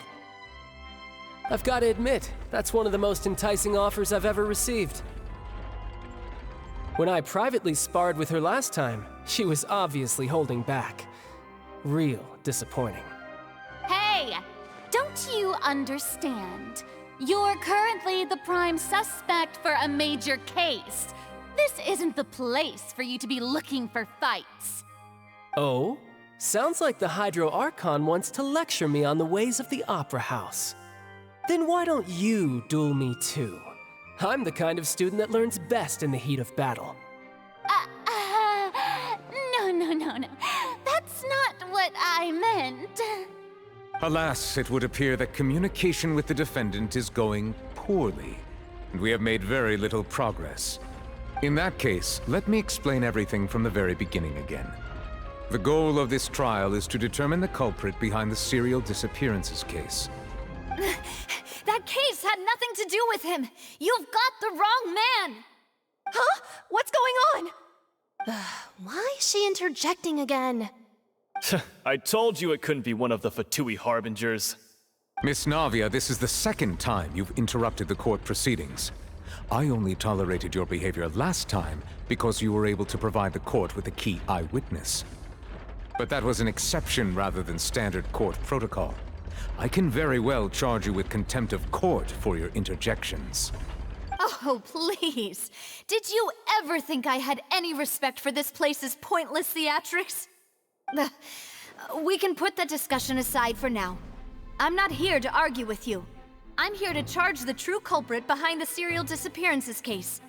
And if my charges prove true, then Tartaglia here will be proven innocent by default, correct? Oh, a young lady has charged in and offered to clear my name. How fascinating. Well, I'd gotten half bored to death by all these rules and procedures anyway, so I'll take you up on that offer. So, Your Honor, is there nothing else for me to do now? You may take a seat for now in the audience, but that doesn't mean the suspicions against you have been lifted. Now then, Miss Navia, who is the person you would like to charge instead? That person is...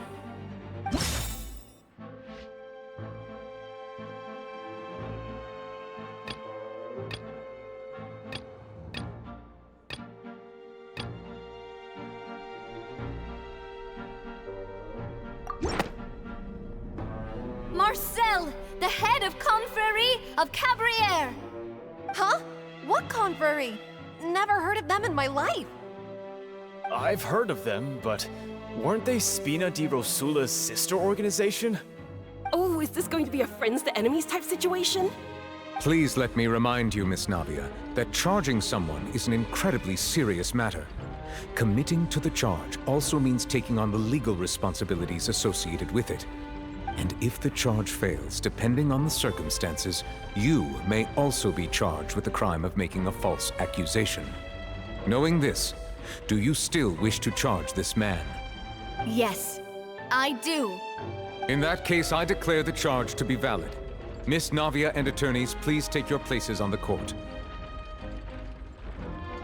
Members of the guards, please contact Mr. Marcel right away so that he may stand trial.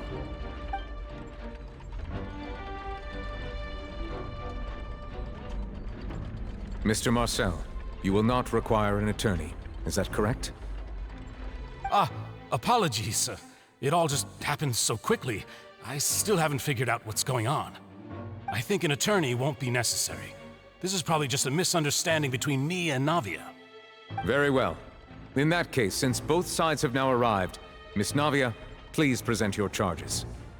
I would like to take everyone back to 3 years ago, to the case of Callus the Unfaithful. Only through elucidating what really happened in that case can we connect all the dots for the serial disappearances case. Navia, do you really think that I was the one who killed your father? Come on, why would I do that? Callus was my benefactor, and remember, both you and I only ran to the scene when we heard the sound of a gun. If that's enough to make me a suspect, wouldn't that make everyone at that banquet a suspect as well? I think there's no point in getting into the specifics right now. The audience doesn't even have the big picture yet. Even I'm struggling to remember some details of that case. Exactly correct, Your Honor. I must refresh everyone's memory about that case before I can explain my charge and reasoning. I see. In which case, I will recount the findings about that case as originally recorded by Maison Gardiennage.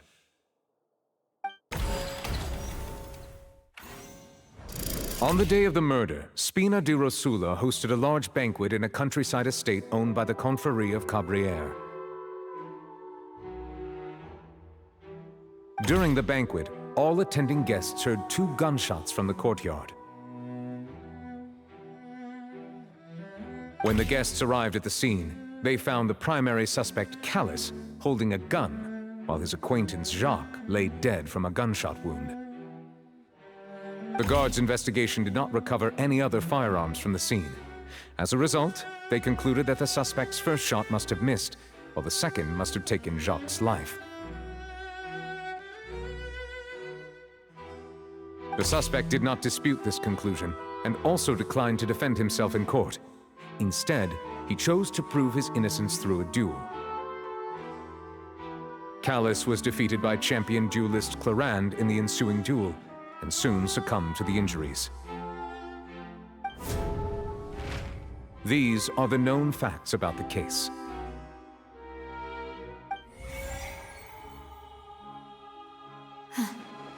The one with the motive to kill was Jacques, not my father. And even so, Jacques still had no reason to pull the trigger. In truth, the third person shot Jacques first, and was shot in turn by my father when my father seized the gun from him. After that, the true culprit turned the third person into water, erasing all traces of him from the scene. Thank you for the summary, Your Honor. Of course, the guard's conclusion appeared quite sensible to us at the time. However, we should revisit the case now that we've gained new information about the abilities of water from the primordial sea.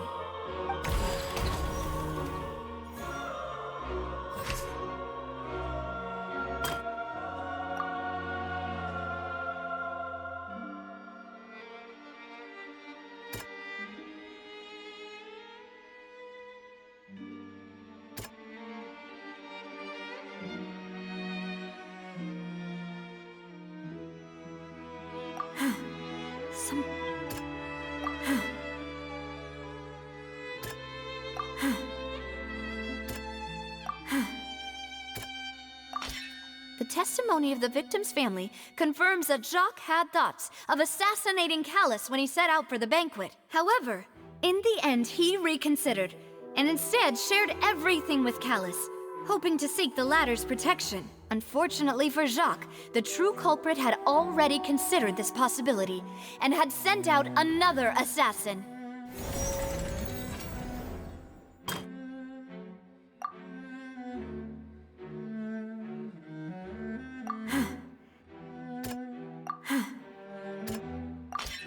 This assassin first shot Jacques, then turned to shoot Callus, only for Callus to wrestle the gun from him and kill him instead.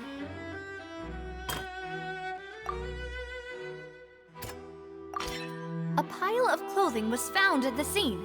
The guards once believed they were used by Jacques as a costume to disguise himself. But now, it is clear that the clothes were proof that there was a third person at the scene, and that they were turned into water after committing the murder. Since it was raining that day, the culprit was confident that they could use the rain to wash away all traces of their dissolved accomplice.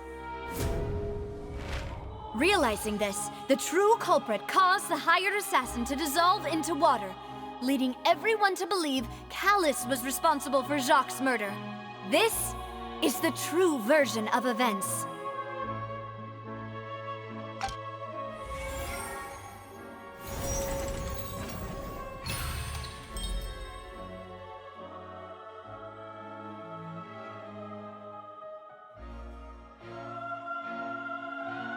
So that's what happened.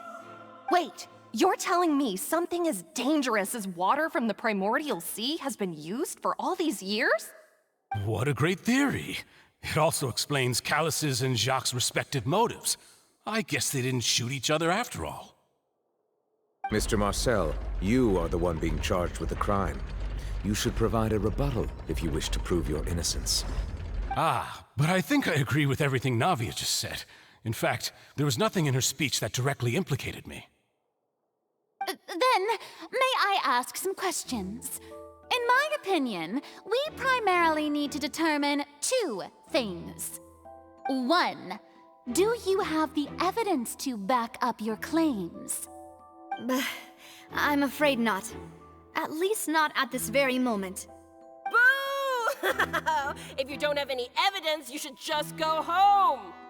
I may not have the evidence with me, but I know where I could go to collect it. If we look up the deserted clothes against a record of people who went missing around the same time, we should be able to find a match. Considering the serial disappearances case, the guards probably kept careful records of all missing persons from around that time, regardless of age or gender. That makes sense to me. Monsieur Neuvillette, I would consider this to be a reasonable investigative direction. Why do I feel like Farina's acting a little differently today? Maybe she's scared of embarrassing herself again? Alternatively, she's become more diligent after charging an innocent citizen in the last trial. My second question has to do with the ensuing duel. If the truth is indeed as you described, then why didn't Mr. Callus explain himself in court? If he had testified that a person had been dissolved, he could have at least mounted a defense. I've thought about this too, and the answer is actually pretty simple. He felt there were things that were more important to him. The dissolving power of water from the primordial sea is an important secret for the true culprit of the serial disappearances case. My father could have exposed it for all to see, but he chose to take it to the grave.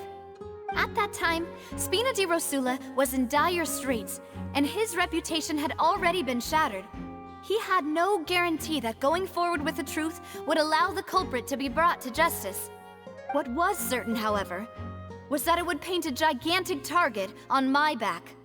Boss once told me that Demoiselle had already been selected as the next target of the serial disappearances case. What? If the secret had gotten out, the culprit would have fought an all-out war with Espina right there and then. I wouldn't have been the only one in danger. All of us would have stood to lose our lives. Of course, the guards might eventually figure out the truth of the matter and determine that we were in the right. But what good would that do? How can a hollow verdict protect anyone? Had this opera house ever given my father any kind of confidence in its brand of justice, Spina di Rosula would have had no reason to exist. But by staying silent, we retained the ability to deter our opponents and continue the stalemate.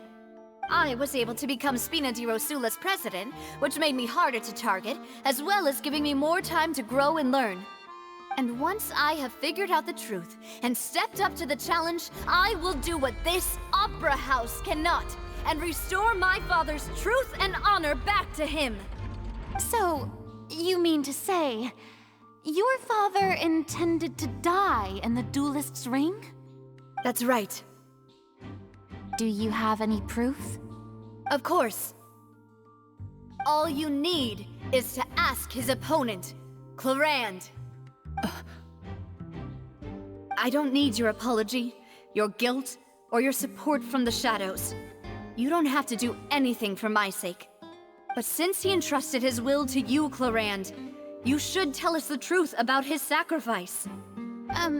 So, during the duel, did you believe that Callus was intending to die?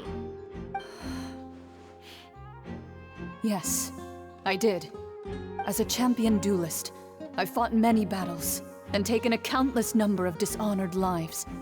In my line of work, I've seen all kinds of people give their all for the faintest hope to continue living. Some were determined, others passionate, and some even manic and twisted. Just one look and I can tell if a duelist is hoping to live or if they're looking to die. I hereby swear on my name and honor as a champion duelist that Mr. Callus never intended to leave the ring alive. Since that's your testimony, I have no more questions. It appears there really are good grounds to reopen this case. I concur. However, Miss Navia, you still have not explained the link between your father's case and the serial disappearances case. Right? What she said was fascinating, but kind of beside the point. Wait, weren't they just talking about the serial disappearances case? Of course, Your Honor. The two cases are connected via a matter of timing.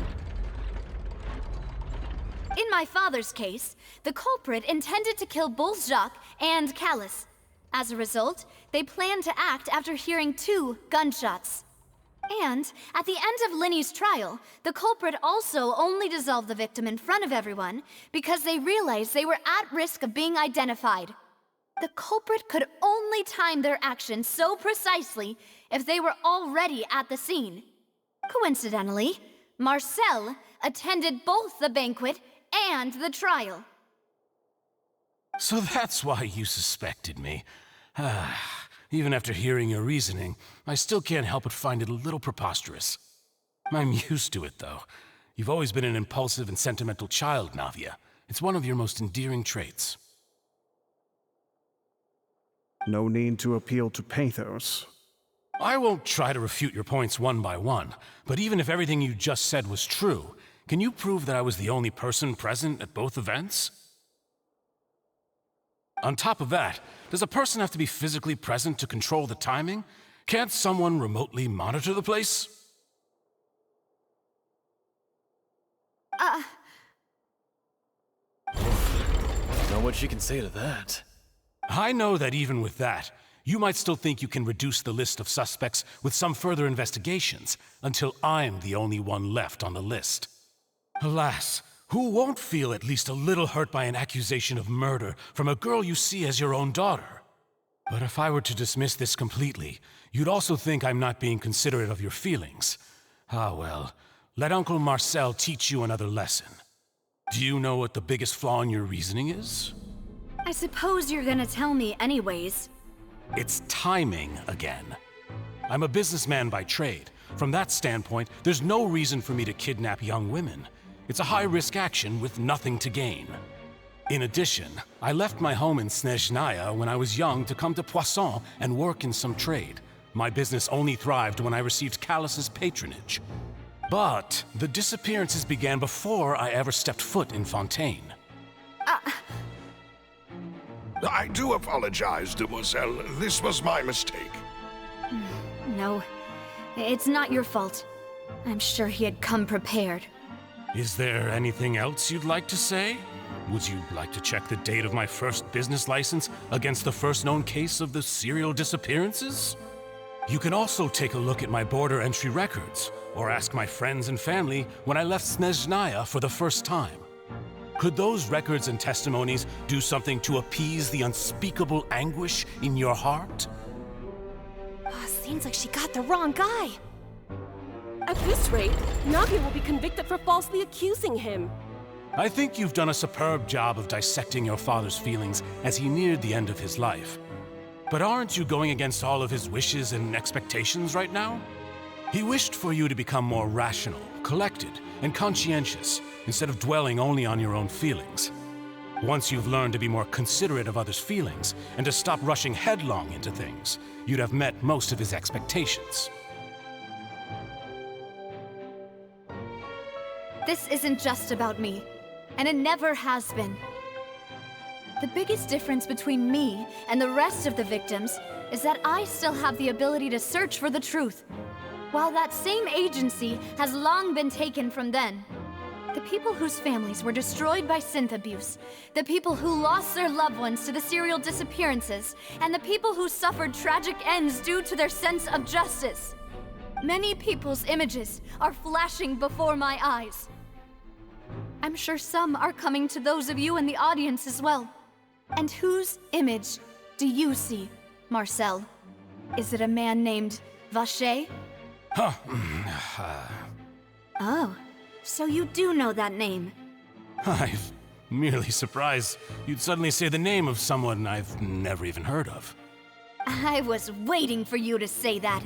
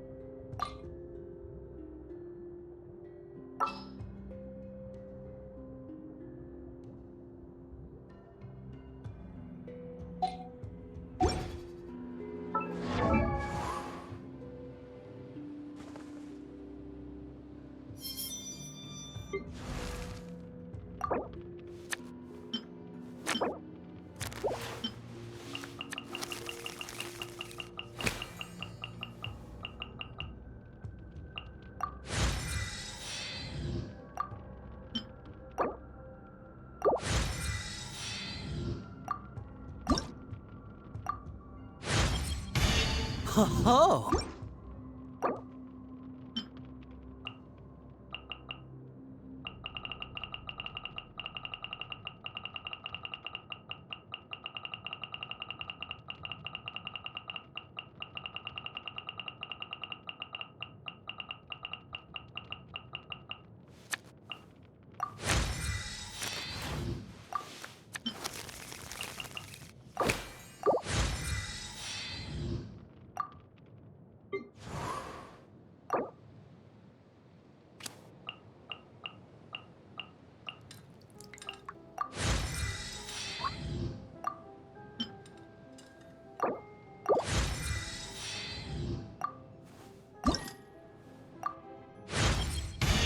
My perception.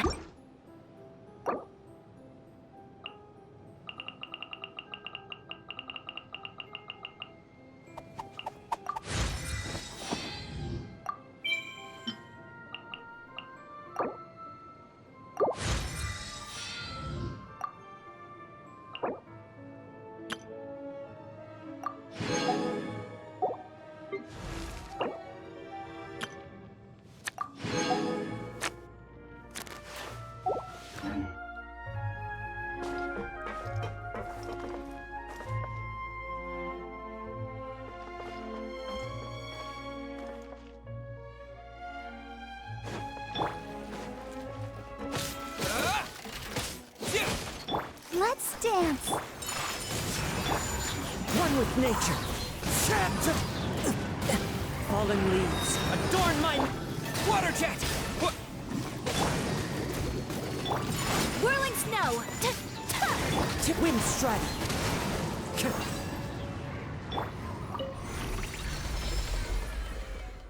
Whoa! The floor is going up! Is it because of this mechanism in the middle? That guy really prepared a lot of stuff for this place.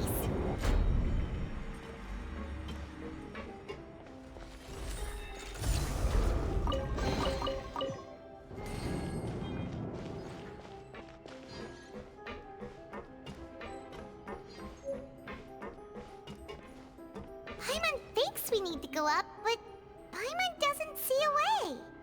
Let's take a look around. Maybe we'll find a hidden mechanism that'll show us the way up.